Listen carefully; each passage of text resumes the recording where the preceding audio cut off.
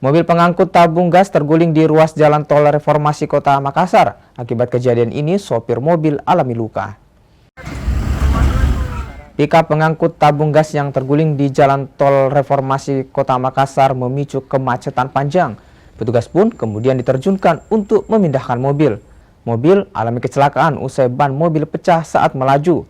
Akibat kecelakaan ini, sopir mobil alami luka ringan di bagian kepala.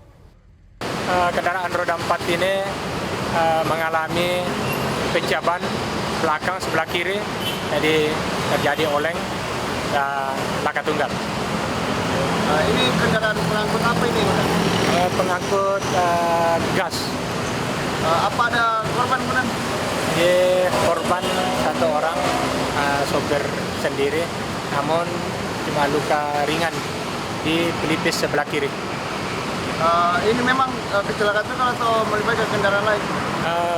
Kecelakaan tunggal, tidak ada lawan. Kalau kondisi jalan tol sendiri seperti apa, Bang? Apa sudah kembali normal atau bagaimana, Bang? Itu sampai sekarang sudah kembali normal seperti biasa.